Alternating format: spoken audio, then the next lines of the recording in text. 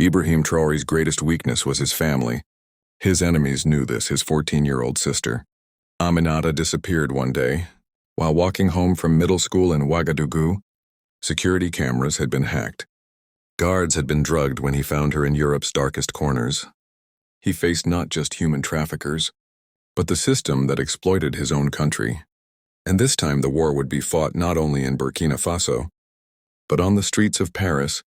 At 3:30 p.m. that afternoon, everything was normal. 14-year-old Aminata Traoré had just left Imam Malik Middle School. In Ouagadougou's safest neighborhood, under the scorching African sun, she had her school bag over her shoulder, clutching her math book tightly. "We have an exam tomorrow," she said with a smile to her friend Fatima. "My brother will help me study." As always, she would take the 15-minute walk home. Safe streets, familiar faces. The same route every day, but Aminata never made it home. That evening at 4:45 p.m., President Ibrahim Traoré's mother, Mariam, was calling with trembling hands. "Aminata hasn't come home yet," she said in panic. "She's always home by 4:30 and she's not answering her phone." Ibrahim Traoré was in a meeting with the defense minister at the time. When he heard the fear in his mother's voice, his heart stopped. "Call Mamadou." "Emergency protocol now," he said. Abandoning the meeting, the search operation that began at 6. A coup d'etat revealed a terrifying truth. The school's security cameras had stopped working after 3:25 p.m. due to technical failure. All the cameras on Aminata's route home had also malfunctioned. "At the same time, this is professional work," said Security Chief Mamadou, showing the blank footage on his tablet screen. "The system was hacked in a coordinated manner. Where was the security team?" Traoré asked, glacial fury in his voice. "Two guards were following her from a distance. We found them both drugged. Professional job at that moment." Traoré understood this wasn't an ordinary kidnapping. This was a political operation organized against him. But no one yet knew how big Traoré's real plan would be. The first 3 days passed in silence. No ransom demand came, no news leaked to the media. A 14-year-old girl had seemingly vanished from the face of the earth. In the darkness of the fourth night, Traoré's private phone rang. 2 a.m. number blocked? "Yes," said Traoré with sleepless eyes. "Hello, Ibrahim," said a cold voice. He was speaking French. Having sleepless nights, Traoré's entire body tensed. "Who are you? I'm not important. What's important is your sister staying alive. What do you want?" "Very simple. Reverse the gold mine nationalization decree you signed last month. Cancel the uranium deal with China. And stop your revolutionary games with Africa's resources." Cracking sounds came from Traoré's fingers. "What if I refuse? Then your sister will be very successful in her new job in Amsterdam." 14 years old, very sought-after profile. The voice was so cold-blooded that Traoré's blood froze. "I'm giving you 72 hours, think about it." The line went dead. "Share this story with your friends. This is a truth every parent needs to know. Everyone should know these people try." Traoré put the phone on the table, holding his head in his hands. For the first time he felt this helpless, but then that familiar rage began to boil inside him. "No," he murmured. "This time I'm hunting them." That night, Traoré didn't sleep at all. He called his trusted team for an emergency meeting. Security Chief Mamadou, Intelligence Chief Kanadi, and most importantly, Burkina Faso's 28-year-old cyber warfare expert Sarah Kamara. "They think my weak point is my family," said Traoré, his eyes bloodshot but determined. "But they're wrong by attacking my family's child. They don't realize they've attacked all of Africa's children. This will be their biggest mistake." Sarah Kamara opened her laptop. She had trained at MIT and joined Traoré's team when she returned to Burkina Faso. "Sir, I analyzed that phone conversation." The voice was routed through 7 different countries via the Tor network, but the actual signal came from Switzerland. "But the Amsterdam reference is intentional. They want to direct us there," Switzerland said. "Conate, banking center where money can't be traced." "And we have worse news," added Mamadou. "In the last 2 years, 73 young girls from Burkina Faso have disappeared after obtaining student visas. Average age is 15. Traoré slammed his fist on the table. "This isn't just about Aminata anymore." What they didn't expect was that this operation was just the beginning. On the 5th day, Traoré made an unexpected move. When making a statement on national television, he ignored diplomatic protocols. "My dear citizens," he said, looking into the camera, "my 14-year-old sister Aminata has been missing for 5 days. And now I know where she is." The world press was shocked. Such situations were usually kept secret. Those who kidnapped Aminata Did this to make me abandon my economic independence policies? They are forces that want to control Africa's resources. Traore's voice grew increasingly harsh. But let them know this with this attack. They didn't just target one family. They targeted all of Africa's children. And I'm going to make them pay for this. Those targeting him expected him to make mistakes and anger, to conduct secret operations, use military force, threaten his enemies. But Traore did the opposite. By speaking openly on television, he brought the situation to world public opinion. They could no longer stay hidden. Everyone was watching them.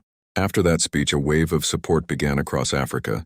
The hashtag #ArchSaveAminata became trending worldwide. Tell us in the comments, what would you do if you were in his position? Sarah Kamara and her team, working day and night, had realized that the Switzerland signal was actually a redirect to Amsterdam. The real target was an old building in Amsterdam's wallet. Just district, sir, said Sarah, showing satellite images. This building is actually part of a complex. The lower floors are connected to each other. We've detected at least 40,050 people inside, with thermal cameras. What about security professional? But we have an advantage. No one expects Burkina Faso to conduct an operation in Amsterdam. Traore took a deep breath. We'll rescue not just my sister, but all the girls that evening. Traore made surprise phone calls. He called Ghana's president Akufo-Addo brother. Said, Traore, you have missing children files too. Don't you? What do you mean, Ibrahim? We're conducting an operation in Amsterdam. Not just for Aminata, but for all of Africa's children. Akufo-Addo thought in silence.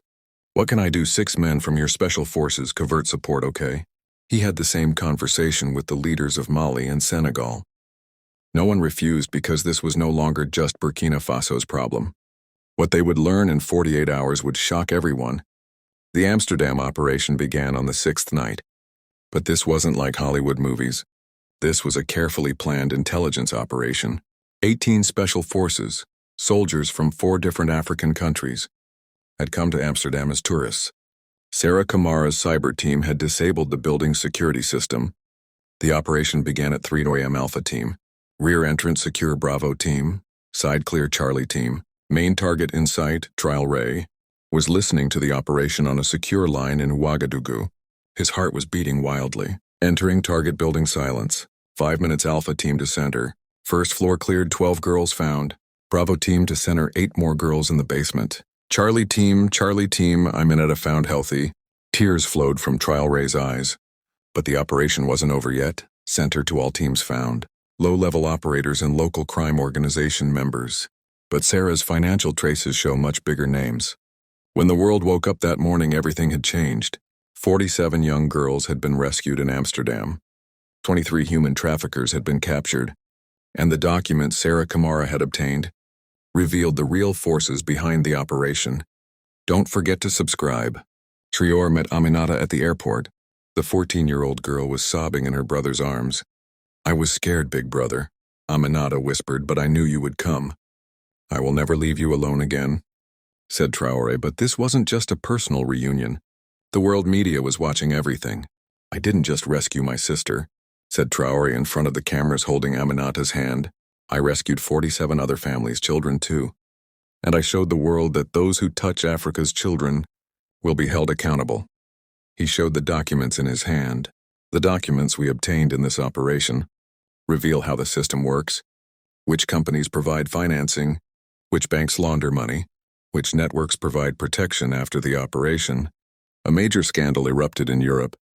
Human trafficking investigations began in the Netherlands. Resignation debates emerged in France and Belgium. But Traore's real goal was bigger. With this operation, we didn't just rescue our children, he said at the African Union Summit. We showed the world how Africa is exploited. They steal our children because they want to steal our resources too. From that summit came the African Child Protection Pact. 32 countries signed it. 3 months later, Aminata returned to normal. She went to school, played with her friends, but she was no longer an ordinary child. She had become a symbol of Africa's resistance. People call me the rescued girl, Amina said in an interview. But I'm not just rescued. I'm a protected girl because my brother made all of Africa my family. 6 months later, the Aminata Foundation was established to find missing children and prevent human trafficking. 54 African countries supported it. A year later, Traore spoke at the UN. We are building a world where those who touch our children will be held accountable. Today, Aminata is 16 years old. She studies mathematics, dreams of going to MIT, but she also represents hope because sometimes the darkest moments give birth to the brightest changes. His enemies had awakened Traore's greatest strength by targeting what they thought was his weakness, an African father's determination to protect his child, and that strength had changed the entire continent.